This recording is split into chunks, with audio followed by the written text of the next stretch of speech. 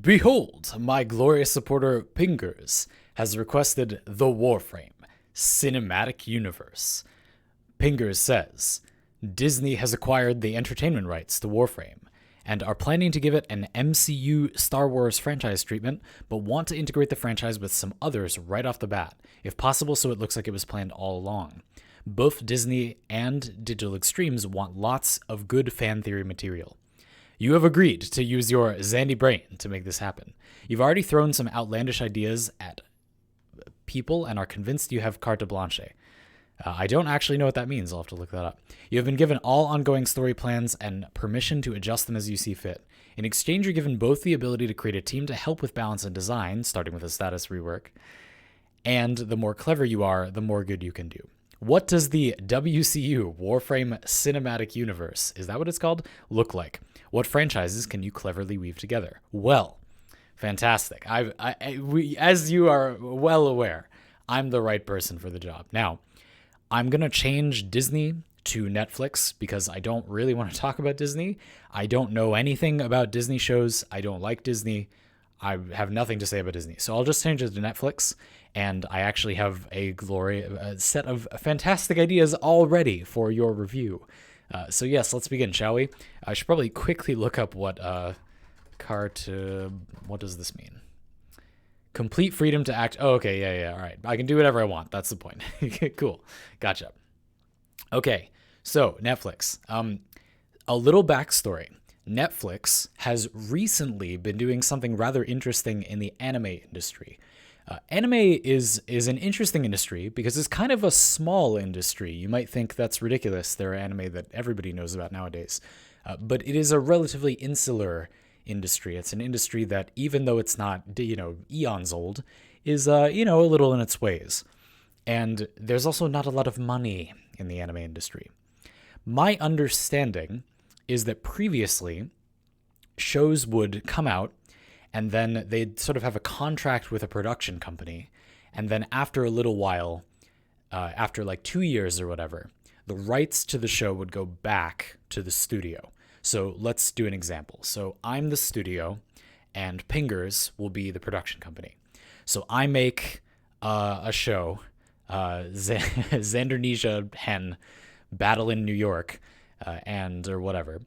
And PNGRZ production company agrees to publish the show and put the show out there. We sign a contract where I get a bunch of money so that they can have the show and make their stuff off the show for like 2 years. And then after that period of time, or like 5 years, I get the rights back. So ultimately, like, I could make another show with that ethos. My Xandernesia can have a sequel or a spin-off or whatever, and I get the rights to that. Does that make sense? So recently, my understanding is that has not been happening as much in the anime industry, and you get kind of locked in. And a lot of studios, this is an easy way to notice this if you watch a lot of anime, is you'll notice that it's become relatively more common for studios to want their own IP. It used to be that making something that wasn't proven was like almost unheard of, like a few decades ago. Whereas now it's very common for studios to have their own flagship thing. A really simple recent example that's been awesome is David Production making Fire Force. Fire Force is, at least I'm almost sure, Fire Force is original, and David Production simply wanted to make an original show, so they owned one. David Production is the studio that makes the JoJo's Bizarre Adventure anime adaptation as well. So it's not like they don't make things that are also proven products. Obviously, that's good for business, but it's very nice to kind of own your own thing because a lot of the publishing companies have been kind of wanting to permanently own the IP to the thing. There's been a bit of an IP war. I might have this slightly wrong. This is my understanding. Anyway, this will address how I'm going to answer the question. The big thing about this is that Netflix, you may not be aware, has been producing some original anime with other production studios. And the big thing is that Netflix has been doing it the old way, where you pay a fee, they license it for a little while, and then you get the rights back. You, the studio, eventually get the rights back, which is very good overall.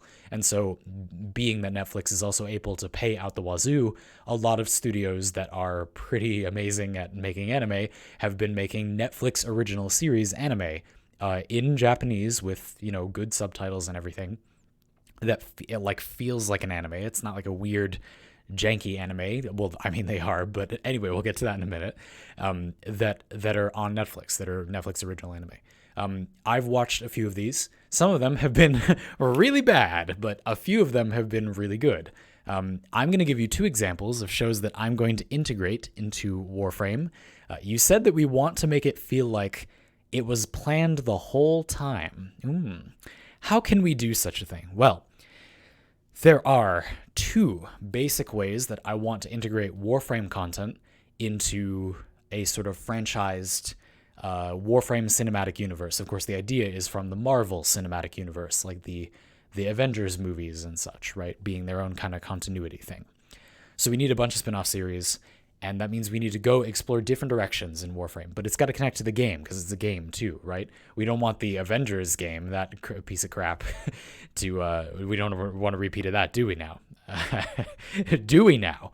And so we'll be avoiding that. So here's how we're going to do it. The two series that come to mind as ways to integrate into Warframe are Be the Beginning and The Great Pretender. Be the Beginning is a piece of garbage. It's a little harsh. I don't think it's very good. Be the Beginning is, how do you explain what this series is about? And again, I'm just elevator pitching you these. I'm not going to give you the whole thing. We'll limit it to like 1 minute. At 6 minutes, 30 seconds, we'll be on the clock for 1 minute. Yeah, it's about like, I guess, anime Sherlock Holmes, sort of. And he has to like investigate these, I don't even really remember like where the abilities come from, but there's this like underground gang that is trying to steal some mystical, magical artifact stone things. I really don't remember this part that well. Parts of this artifact that they're all wearing like clown masks or whatever and have ridiculous martial arts abilities, because this is an anime after all.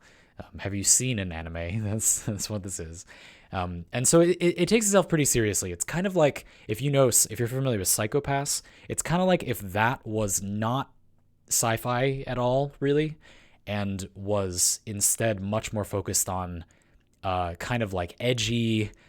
There's a lot of fight choreography. A lot of it's really bad, but some of it is really good. I think I remember like in episode 3, there's a fight scene where this one member of the thing has like their leg is a blade, and so you get this really interesting fight scene where they're in very shallow water with like a bunch of flowers floating on the water. I went over time, and they're fighting, and you have this one character who's not going to stand on that leg because it's just a weapon, and you get this kind of breakdancing, like pushing around the flowers in the water fight scene that's flawlessly animated. It was so sick. And that was like the only cool thing in the show. I highly recommend that you look up Be the Beginning good fight scene. I'm sure you'll find this. Just watch that. The show is not that good. I don't think it's that good. It's not horrible, but it's not worth your time, is what I'm trying to say. If you're really bored, honestly, do not watch that show. Message me on Discord. I will give you a better show to watch. Do not watch this show. I mean, if you absolutely must, but whatever. Anyway, Be the Beginning, okay? So that's one thing. Keep that in mind. Actually, let's explain why I'm doing that. So it's a show that is kind of about, I'm going to say the term metahumans.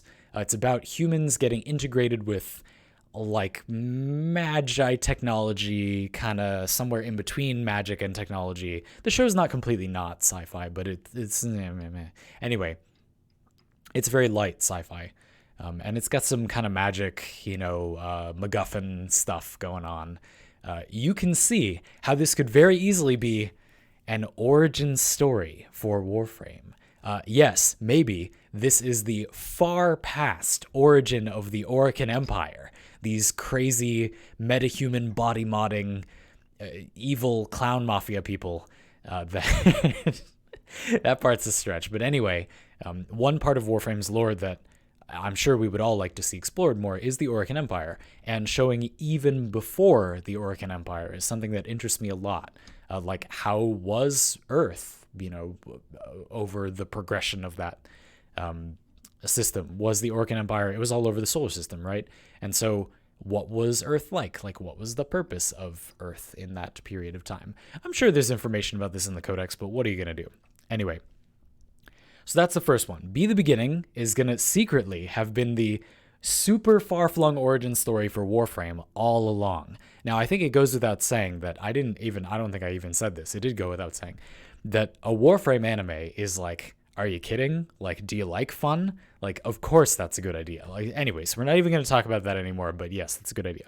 So Be the Beginning is a piece of crap, but it is an official, it's an exclusive property. It's an original property.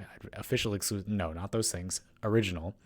And so they could play around with it a little bit. Now, I guess we'll have to rope back in that studio, but that's fine.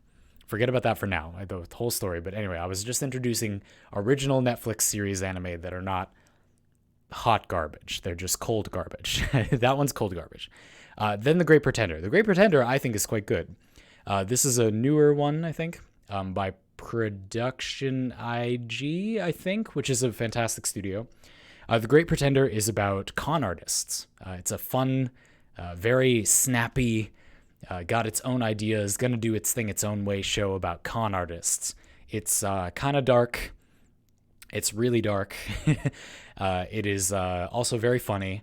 It's a relaxed show. It's a fun show to watch. It's got some dark moments, but we're all adults here, or it's not my fault if you're not anyway. I see you there, lawyers. And so it's a very fun show. It's a show that structures itself into some major cons for each like arc of episodes. There's like a big con for like 4 or 5 episodes, and then we move on to the next one, which is really fun. It's fun to see them plan things out. They have, anyway, I won't get into it too much because we spoil things, but the main character has this really interesting relationship with con artistry. They have a kind of like Robin Hood-esque attitude, which is also very fun, just like a fun idea for a character. Really fun premise for a series, very classic premise for a series where we have characters that are really, really powerful in a lot of ways, and then the restriction is they have some sort of like a code of ethics or something where you can't just get the job done. You have to use your extra resources to jump through extra hoops, right? And that's fun to watch. Lots of little tricks, lots of big tricks, lots of things going wrong and then people improvise. Lots of characters who will be like, I planned that all along. Like, that was the plan the whole time, even though like everything went totally upstream and that was definitely not their plan. That show is also really, really fun. Why would The Great Pretender have anything to do with Warframe? Anything at all? Why on earth? Well, let me tell you. This is how we're going to get Warframe's content back on track. Personally, the piece of content in Warframe that I was the most disappointed in of every piece of content in Warframe were heists. The name, it just sounds so sick. There's going to be heists. They're going to add heists into the game. I even remember news outlets like Wisely were like, yeah, there's going to be a new game mode called Heists. There's going to be all these new things that you do with the eerily few specifics. The heavy weapons, Gravamags entered during then. Heavy weapons are also not a bad part of the game, but a disappointment. They could have been much more. And heists ended up being just normal bounties. They're just quicker.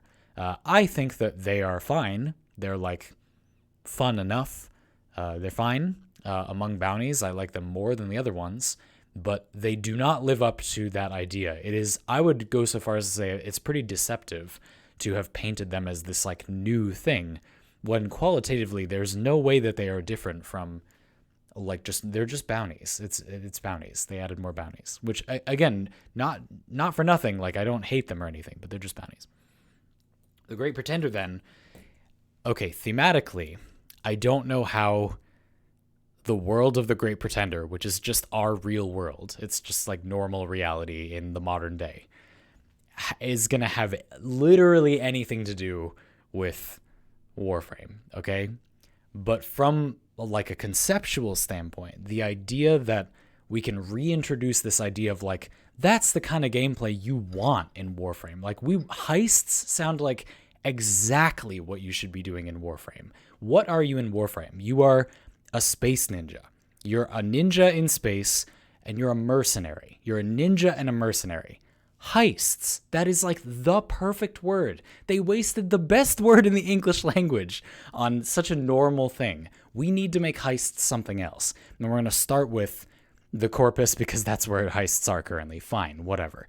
They're closer to humanity anyway. Maybe this will have to have origins in the way before time Orokin Empire and be connected to be the beginning, and then they'll actually be the far-flung past of the world of Warframe, and then we'll make a Warframe series about that far-flung past where there's sort of like an Assassin's Creed-esque order of proto-Tenno that have nothing to do with the Tenno or anything, but just... Or maybe the Dax. It could be the early Dax. Teshin is a Dax. They're like Orcan Warriors, Orcan Warrior cast. It could be something like that. I hate Assassin's Creed, so it would be great to sort of upstage it with a better version that has space ninjas, or would eventually be related to space ninjas, sort of. And then there would be this thematic connection. I think that's something that series of cinema and media do moderately well. They know of this thing, but I think you could take it further, is to focus a little bit more on like what kind of thing an audience member of this given thing would like. So for example, Star Wars is a great example. Star Wars is a franchise that, like, yeah, it's in space. It's like space opera or whatever, you know. But The Mandalorian is not a space opera. The Mandalorian is not like Star Wars from a... I have to be careful here because it's a very subtle distinction what I'm getting at. The way, the scale of the story in The Mandalorian is dramatically smaller and more personal. Well, you could argue more personal, but it's smaller.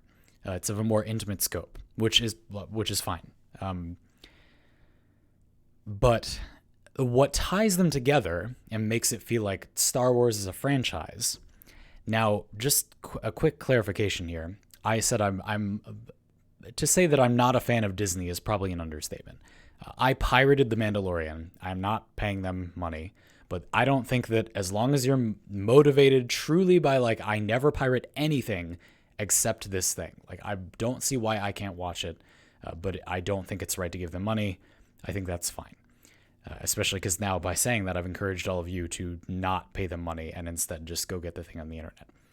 But I have seen lots of the Star Wars movies because in many cases they're simply available by proxy. It's so easy to see them that the new Star Wars movies, I haven't seen the 8th and the 9th one. I saw the first one of the new trilogy, but I haven't seen those other two. Anyway, but all the other ones, of course, I've seen many times. And a few of the spin-off things too. Like, I kind of forget what was Rogue One, what one of them was called. And that was the one that had, anyway, because I'm thinking about that one a little bit. Anyway, okay, yes, all of those. The thing that ties those together, if I had to say, from my perspective, is mood, tone, something like that. Timbre, maybe. It's the way the reality works in the world of those movies, where like things are sort of oddly simpler. Like you can sort of just, like the Jedi are a great example of this. So yeah, man, you can just like deflect laser bullets. It's fine. Like because of the Force or whatever. And you can jump off a ship and like the recoil is no big deal because of the Force. And yet they can't like force push huge things without great effort, except that they can stop themselves from falling really you know what I mean? It's just like, forget about that stuff. It's a cinematic story. That is the kind of other version of the way in which it's a space opera, is that it has kind of that attitude of roll with it, The world is meant to have you roll with it. And ideologically, I think that thing is similar in The Mandalorian. I think it's a show that, like maybe another way to put this is that the Star Wars franchise stuff is not uncomplicated, but it boils down to pretty simple motivations. Now, good storytelling often does this, but what I mean is almost storybook simple motivations. Not for nothing, So in The Great Pretender, this is not going to be a spoiler. Abby, when you meet her, again, I'm not framing this so it won't be a spoiler, has a very, very simple motivation. I'm not going to say what it is because that's a spoiler. But it's a complicated motivation. Like having that motivation is complicated. Whereas in the Star Wars world, most characters have motivations that the motivation is very simple, and what it entails is also pretty simple. Like you, the Mandalorian wants like, it's pretty easy to understand. And the way that you go about getting that thing is also pretty straightforward. Like he wants to protect, and you go about that by protecting. Again, I'm vastly oversimplifying for the sake of an example. What I was getting at with that whole example that took up a bunch of the video, lol, is that when you have a franchise like the Warframe cinematic universe, there is an opportunity to make things that are not in the exact same ethos, or like they're connected. We'll just say that the Great Pretender is in super way in the past Earth, right? Which, I mean, I guess it is, but we'll say that's in the same world or something, you know? And it'll interact with Be the Beginning somehow. That would be terrible. But anyway, whatever. It's you ask the question, this is what you get. But it's going to be related in the sort of more ideological, or like the tone of the thing, where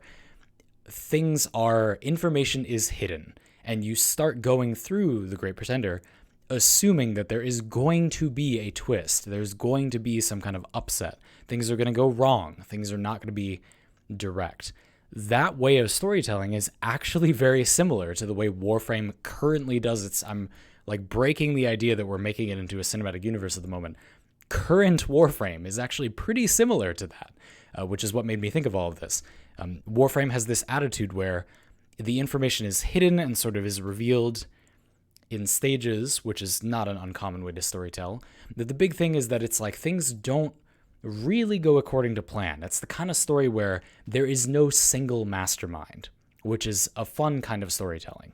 And I think that Warframe's worst story moments come when there is a single mastermind, or there's like, we're just in a subplot area where there's like a single defined villain. That's a lot less fun, I think.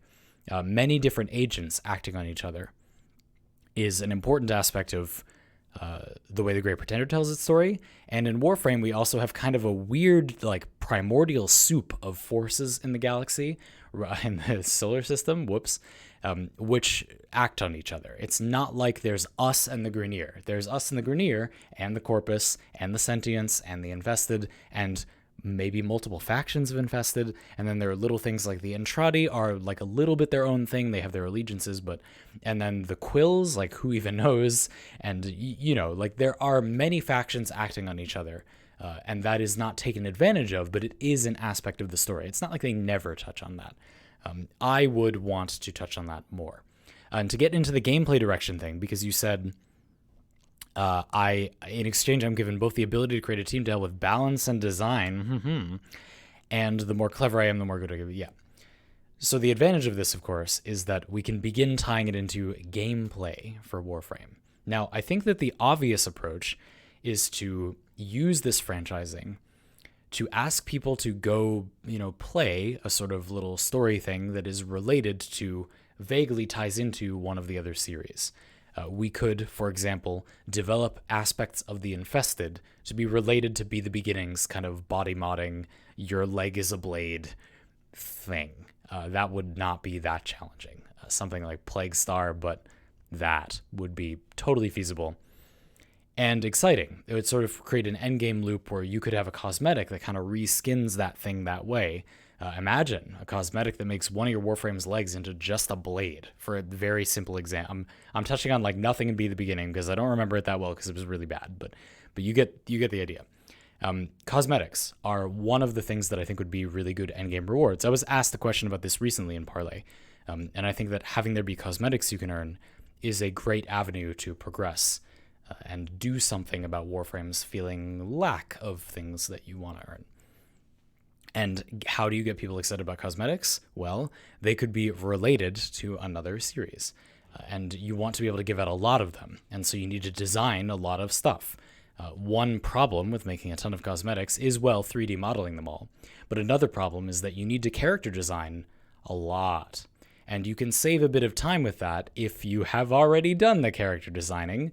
I think that people who run production for franchises or series in any area of media will appreciate that I'm saving you a lot of money in terms of making a ton of different character designs. You can already have the design, and then, yeah, you need to 3D model the stuff, but you don't need to invent a bunch more good character designs. You can multitask with them, which is a good idea. It's funny you say this, all of this whole question, because I kind of hate franchising. I don't really like when stories go beyond their welcome and sort of use an existing property clearly only because it is guaranteeing them money. A really good example of franchises that just go way too far is, for example, I was recently talking about A Certain Magical Index, which is an anime that has a spin-off called A Certain Scientific Railgun and another spin-off called A Certain Scientific Accelerator. And Railgun kind of does its own unique thing. And Accelerator exists because it is a safe way to make money. That character, Accelerator, is designed in a way where the writer of the story knows very well that it is not a good idea to keep Accelerator by himself. That's not going to work. The entire series is structured around that not being a thing. And then what did they do? They made a series that's just him because he's a popular character that will make money. But it's not a good idea. I mean, just to be clear, I don't know if the writer actually thinks that, but if they don't think that, they're wrong. That's a bad idea. If you look at Accelerator as a character in the context of that story, it is illogical to give that character their own series. That removes the good things about the character. The character is imbalanced from a power perspective, but also from a storytelling perspective. They just don't work if they're in their series on their own without some heavy modifications that were not made. This is the opposite situation. Warframe is a game that could actually really benefit from the influence of some other things. Warframe is, in a word, unbalanced. It is a game that is lopsided. The developers are glorious artists, and they're not good at a bunch of other stuff. And so if we could only give the game some guidance for the other stuff, that could greatly improve things. Not just to answer your question, in all seriousness, this would not happen, but I think if it did, it would legitimately mean good things for Warframe as a game. I think that it could possibly benefit Warframe a lot to be influenced by some other outside thing that required it to do things in certain ways.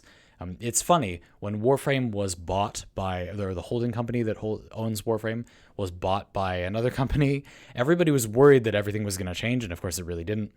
At least not in ways that we can clearly appreciate, I would argue. Or not in ways that we weren't already on a trajectory toward. And I kind of wish things had changed. I almost feel like that would have benefited the game a lot if someone had said, okay, but you need to hit X, Y, and Z kind of gameplay things. That is sort of the problem with Warframe at the moment. And so the idea that you have a theme for a franchise, we're doing an integration with a Great Pretender that's totally random, but you have to do it. And it's going to be about heists. We're going to revive the idea of heists, and we're going to add a bunch of content like that. That would be very healthy for the game, or it has the opportunity to be very healthy. It could be really cool.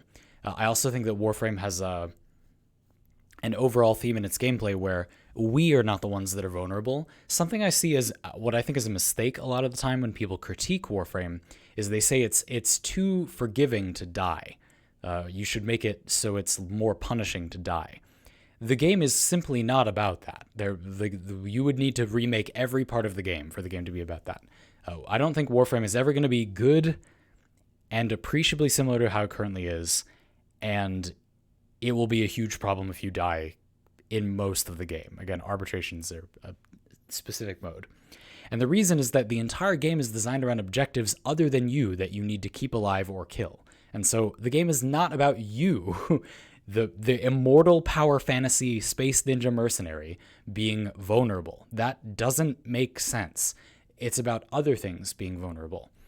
The problem with this is usually when you have an NPC or that is going to be vulnerable, or like an enemy that you're protecting or that you have to kill, the AI is a hindrance, or it's not predictable enough or engaging enough in some way, right? But I think that if you, let's say, had to do a heist where you had a physical human, not a Tenno, physical human that has to go do heisty stuff, or break into the gain the trust of the wealthy corpus official while you're like on the roof and you can see them through the window doing that little talk thing, and you have the dialogue going, and you're like fighting the corpus guards on the roof and they're having their little dialogue, and you have to like kind of like black ops all the people out of the way while they do their, seemingly peaceful little infiltration thing.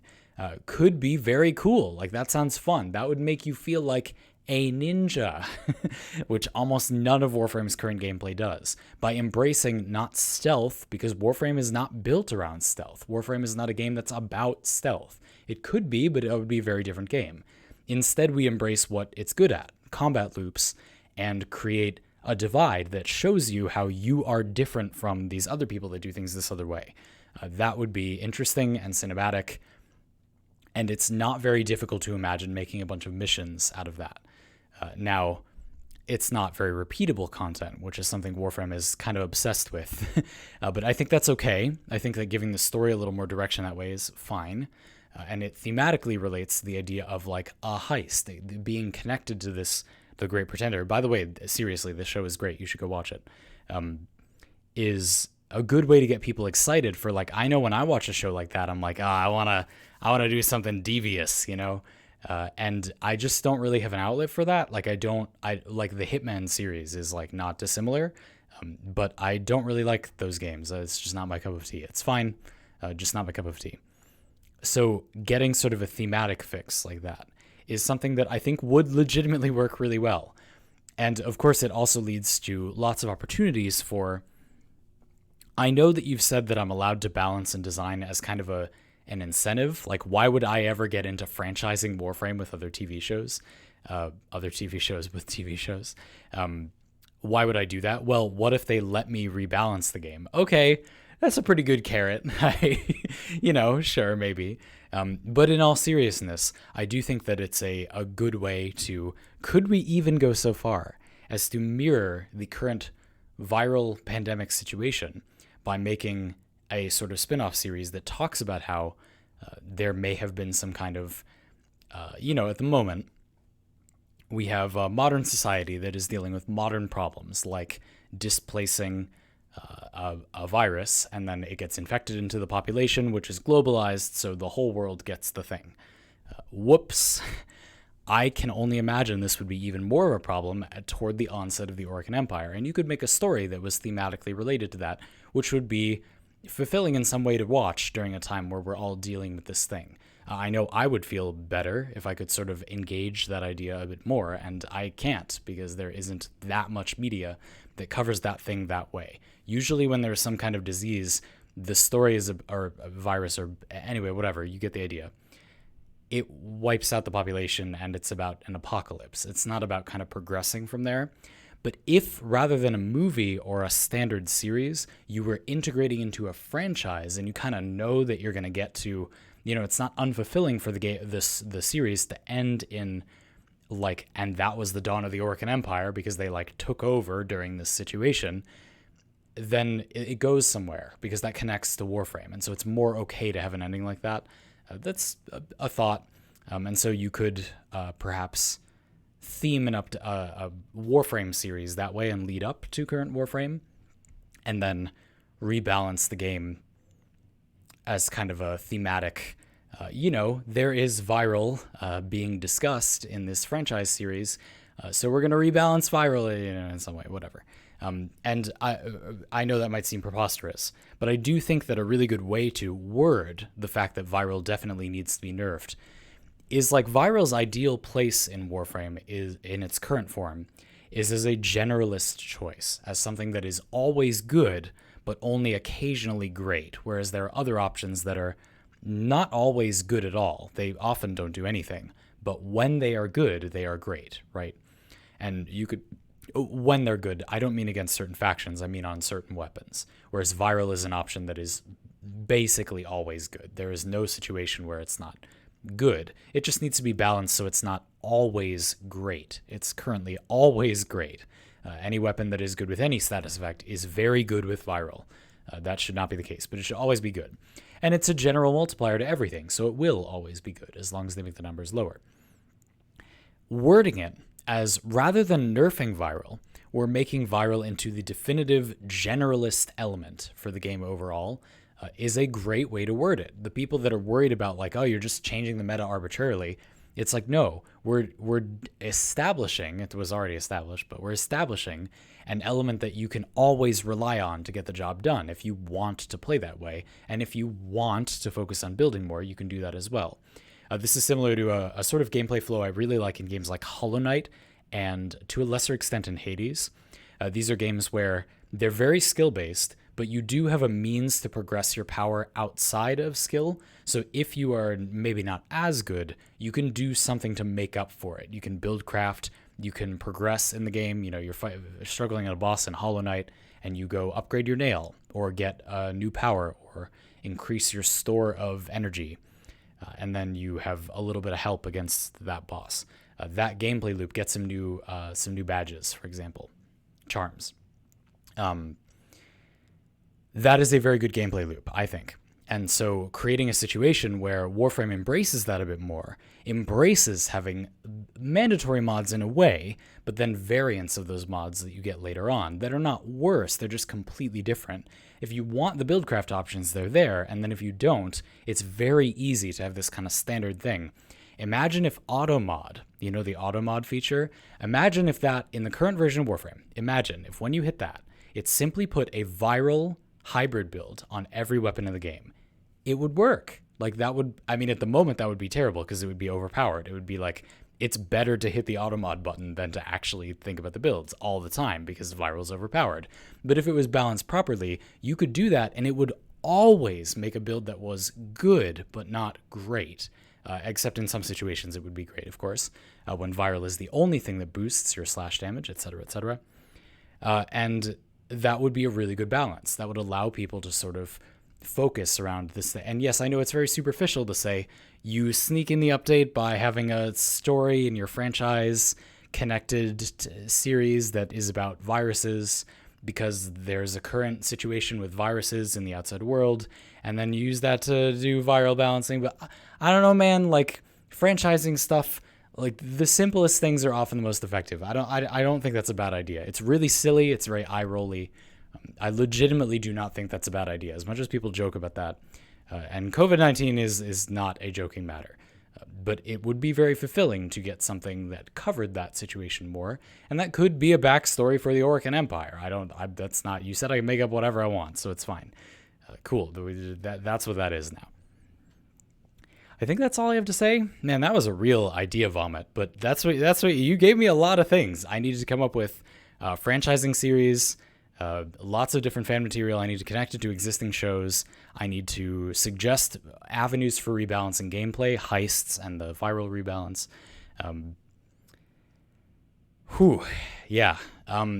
That's my little framework. Now, actually coming up with what the Warframe series will be about, man, I don't know, man. Like that's a double man.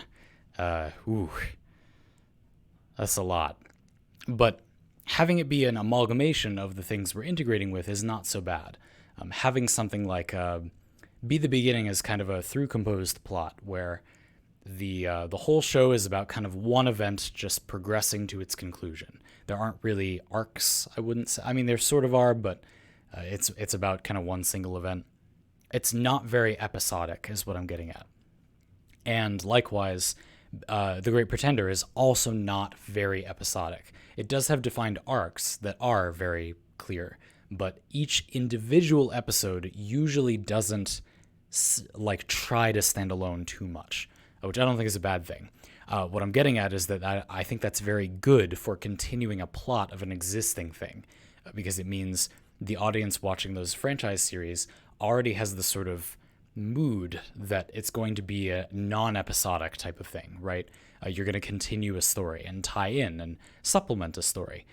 One way I think this would work really well is like when we have Nightwave chapters, you could make a Warframe anime series that supplemented to or told the story of that Nightwave chapter as it came out, and then the people who missed that Nightwave section, like it's kind of just gone forever, but you would be able to watch it. And that story is mostly already done, you know? That would be a lot of, not free content, but you'd kind of get to double dip with that content a little bit. and it could lift up the whole as well.